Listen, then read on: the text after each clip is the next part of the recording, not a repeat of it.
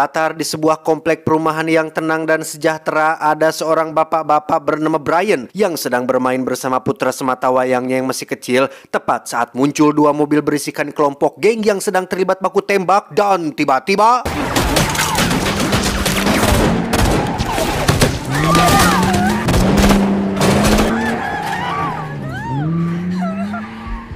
ya, putranya tewas tertembak peluru nyasar, di mana Brian yang tak terima pun mencoba melakukan pengejaran untuk meminta pertanggungjawaban kepada kelompok gangster tersebut.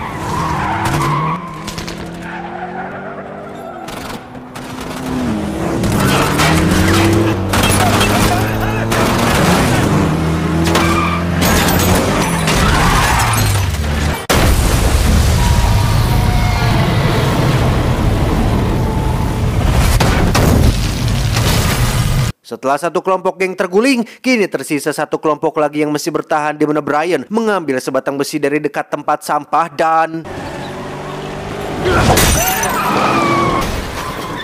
ya, Brian justru malah harus berhadapan langsung dengan sang ketua gangster bernama Gonzales yang turun dari mobilnya membawa sepucuk pistol. Alih-alih meminta pertanggungjawaban atas kematian putranya, Brian justru harus menerima rasa sakit ketika Gonzales melepaskan tembakan tepat mengenai bagian tenggorokannya.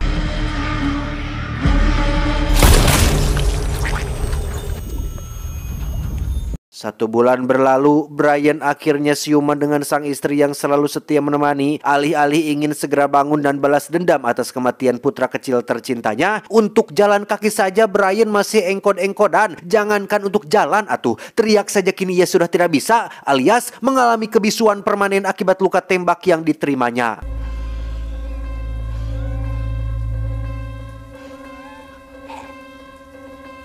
Beberapa hari kemudian, Brian akhirnya diizinkan pulang. Yang selama dalam perjalanan menuju ke rumah, Brian melihat semua orang di jalanan seperti musuh. Musuh yang harus dibunuh, harus dilenyapkan, dan bertanggung jawab atas apa yang telah menimpa putranya yang tak berdosa.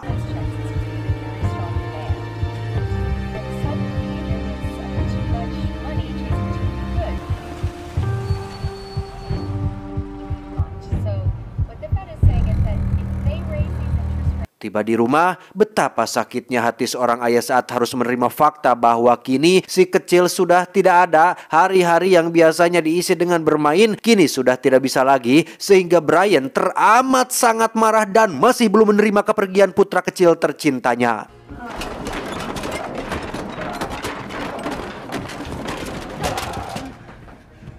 Hari-hari berlalu, Brian hanya menghabiskan waktunya di dalam garasi sambil minum-minum. Komunikasinya dengan sang istri pun menjadi kurang baik, bahkan untuk tatap muka sekalipun jarang. Sehingga kejadian ini cukup berdampak besar tidak hanya untuk rumah tangganya, tapi juga untuk kehidupan Brian seutuhnya.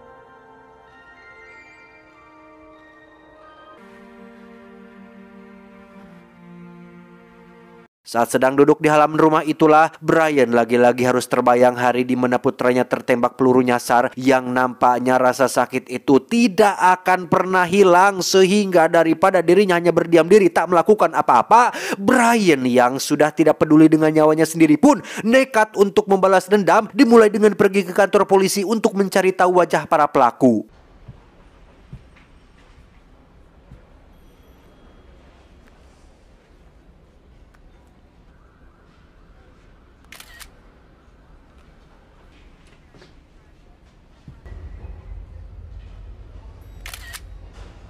Selesai mendapatkan wajah Gonzales dan antek-anteknya, Brian pun menempelkan semua wajah tersebut di papan di garasinya. Ia mulai melakukan serangkaian latihan fisik dan kemampuan seperti mempelajari cara melakukan atau serangan mematikan menggunakan senjata tajam.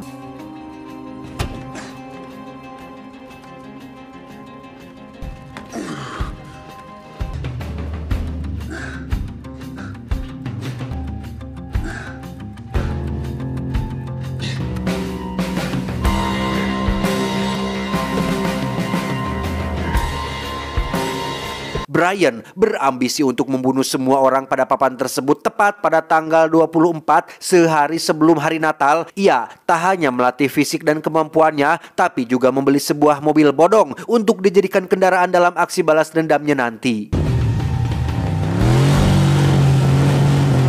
Karena Brian seorang mekanik, tak sulit baginya untuk memodifikasi mobil tersebut menjadi lebih baik, memiliki banyak fitur yang menarik, dan pastinya siap untuk menghadapi hal-hal tak terduga seperti diudak anjing cerik.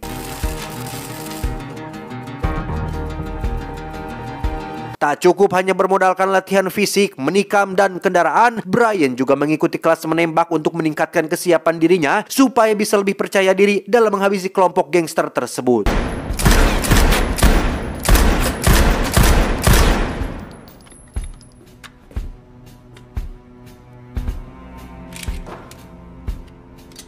Tiga bulan berlalu, sang istri akhirnya menyerah. Ia memutuskan untuk pulang ke rumah orang tuanya setelah Brian tak lagi punya keinginan untuk membuat kehidupan rumah tangganya menjadi lebih baik. Brian hanya fokus pada balas dendam dan tak punya waktu untuk istrinya, sehingga hidup Brian benar-benar sudah hancur dan tak punya kesempatan untuk mundur.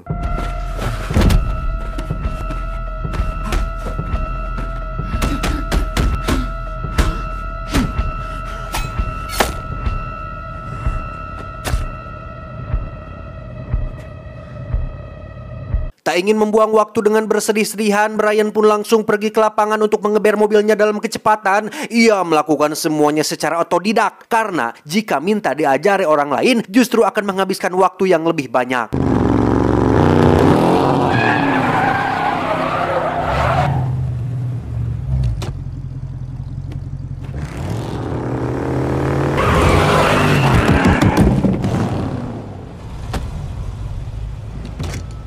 Untuk memastikan kembali targetnya, Brian pun mengamati Gonzales dari kejauhan dan mendapati beberapa orang penting yang dijadikan orang kepercayaannya, sehingga itu mempermudah Brian untuk menentukan target pertamanya.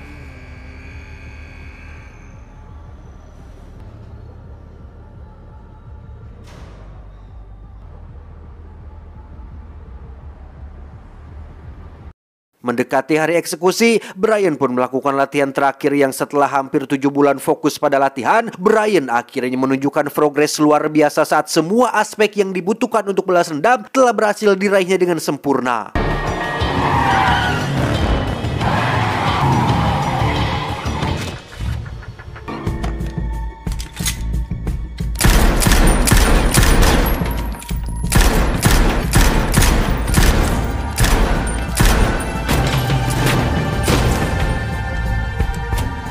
Suatu hari Brian memutuskan untuk belanja di lingkungan tempat tinggal Gonzales dan para gangster berada, yang pada saat dia akan keluar pintu, ada seorang anak kecil yang mengingatkannya pada putranya, di mana Brian tanpa sadar memeluknya dengan erat saking rindu dan belum menerimanya dia atas kehilangan putra tercintanya.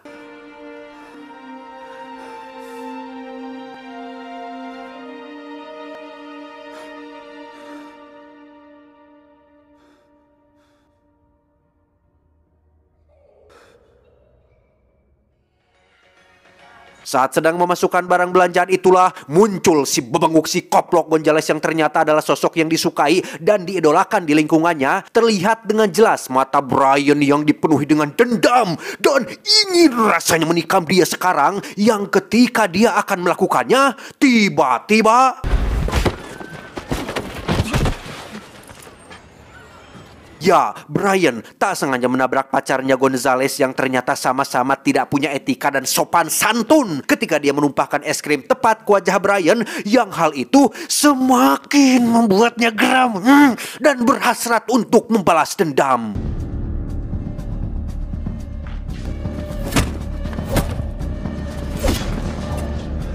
Satu hari menjelang hari eksekusi, Brian mulai melancarkan aksinya dengan mendatangi tempat tinggal salah satu orang kepercayaannya yang bernama Carlos, di mana Brian yang tak punya pengalaman dalam dunia kriminal pun nekat membobol rumah Carlos dan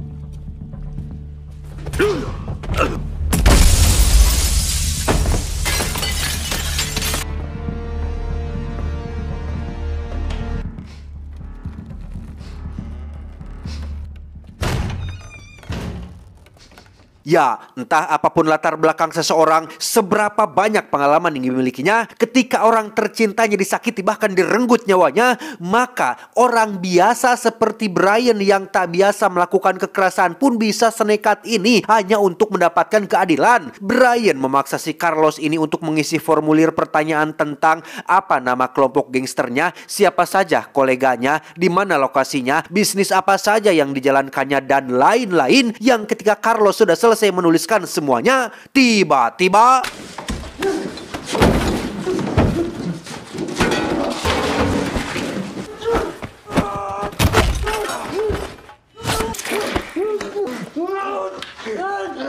ya, sempat terjadi perkelahian sengit. Brian yang punya tekad jauh lebih kuat pun berhasil memenangkan pertarungan dan membawa si Carlos tepat ke depan pintu rumah seorang detektif kepolisian, lengkap dengan sepucuk surat berisi semua pengakuan plus keterangan dari si Carlos itu sendiri.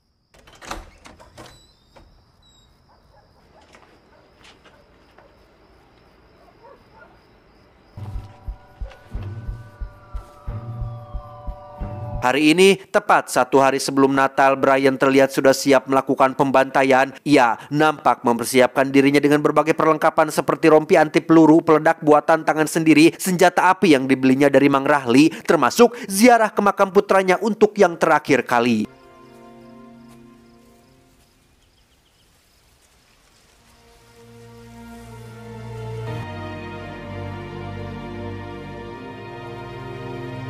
Singkat cerita, tibalah Brian di lingkungan tempat tinggalnya Gonzales dan kelompok gangsternya, di mana ia secara kebetulan melihat 2 gangster sedang memalak dan menyakiti pasangan pejalan kaki yang tepat saat keduanya selesai beraksi. Brian pun langsung putar arah dan menjepit mereka berdua ke dinding rumah.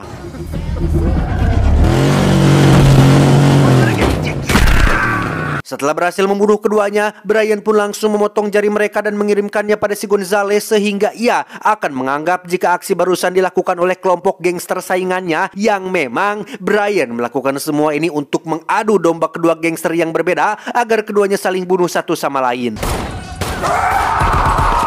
Di malam itu juga, Gonzales langsung mengirim sebagian besar anak buahnya untuk menyerang kelompok gangster saingannya, di mana satu polisi wanita terlihat ikut nimbrung di tengah-tengah dan justru malah membahayakan nyawanya sendiri, sehingga Brian merasa perlu untuk membantunya dengan cara memecahkan konsentrasi menggunakan skill mengemudi yang sudah mumpuni.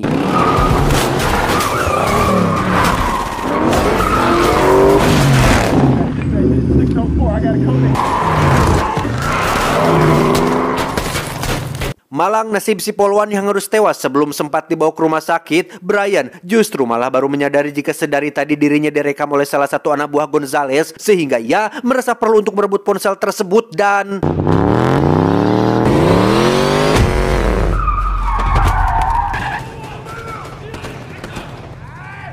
ya, videonya keburu dikirim ke si Gonzales, sehingga karena sudah terlanjur, Brian pun merekam detik-detik dirinya menembaki si anak buah untuk membuat Gonzales semakin murka dan semakin penuh dengan amarah. Gonzales pun seketika teringat dengan wajah Brian yang dikira sudah mati 7 bulan yang lalu, di mana Gonzales yang tak terima dan tidak ingin tinggal diam pun menghubungi tangan kanannya yang bernama Ruiz ini bebenguknya untuk membawakan kepala si Brian, di mana Ruiz nampaknya tak perlu sulit-sulit untuk mencarinya karena Brian datang sendiri untuk memancing mereka semua pergi mengejarnya.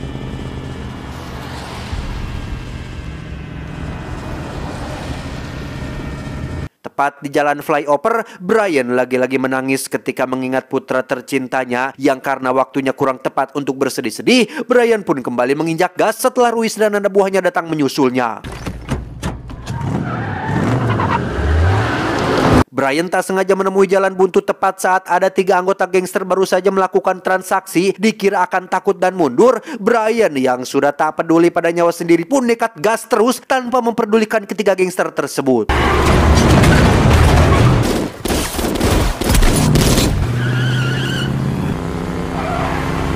Tak hanya itu saja, Brian bahkan berhasil membuat Ruiz mengalami kecelakaan, termasuk menjatuhkan satu gangster yang mengejarnya menggunakan kendaraan roda 2.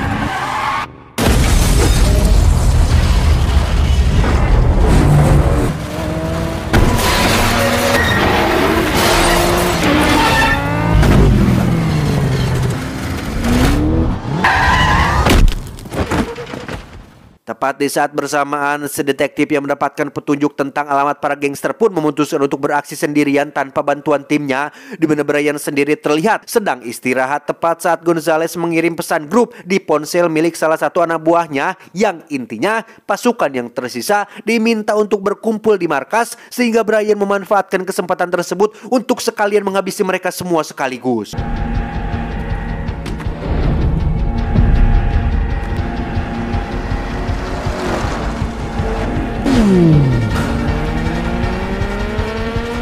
Dan ya, Brian berhasil masuk ke dalam gedung dengan cara yang cukup brutal, yang dengan memanfaatkan tangki motornya yang bocor, Brian segera mengambil shotgunnya dan...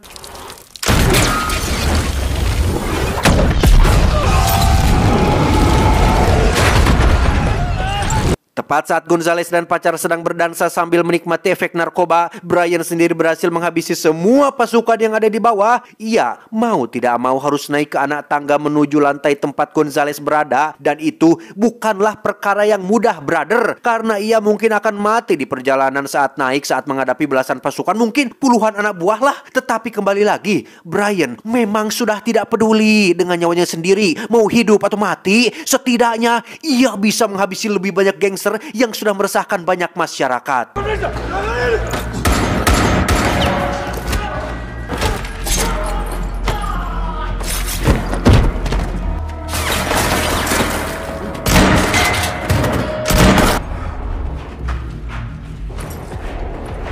Dan lihat, orang yang sudah tidak takut mati akan lebih mudah melakukan aksi tanpa banyak pikir ini itu, di mana Brian langsung memasang jebakan berupa kawat peledak untuk mencegah siapapun masuk ke dalam ruangan tempat si Gonzales berada.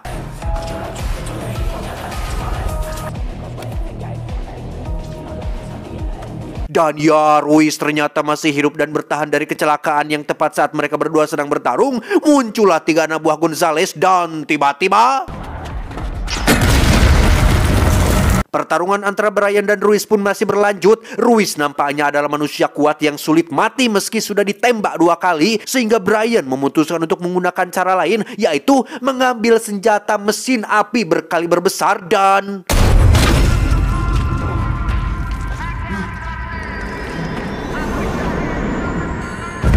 Sedetektif datang tepat waktu saat semua gangster sudah berhasil dilumpuhkan, yang ketika beliau bermaksud untuk menangkap Brian, muncullah pacar si Gonzales dengan senapan mesin ringannya yang membuat keduanya nyumput tak berdaya.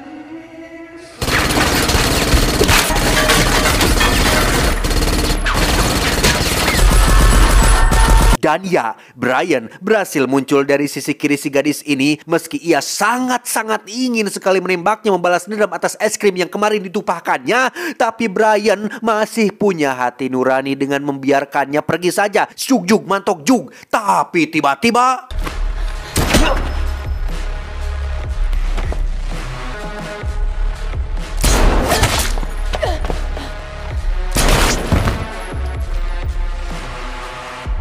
Ya, karena ngelunjak, Brian terpaksa membunuhnya, dan kini giliran si Gonzales salah satu-satunya target terakhir yang harus ia bunuh, yang sebagai ketua dari kelompok gangster. Ia nampaknya terlalu takut untuk muncul secara terang-terangan, sehingga Brian harus menyusulnya sendiri dengan cara masuk ke ruang pribadinya. Sial bagi Brian, ia pun harus berada pada posisi terdesak ketika Gonzales menodongkan pistol tepat ke kepalanya. Namun si detektif berhasil menembak bahunya dari belakang, sehingga Brian bisa membalas dendam secara perlahan dengan menggunakan cara lama, yaitu menggunakan metode dicekik sampai kehabisan napas. Dan itu sangat-sangat bisa dinikmati rasa sakit dan emosionalnya. Mamam sian modar, blok.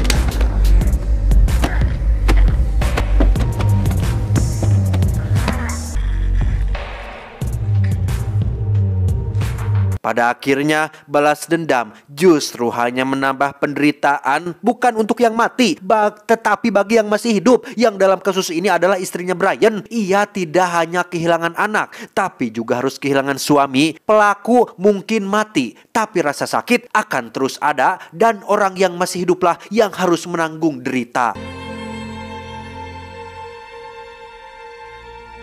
Tamat ending yang cukup membagongkan.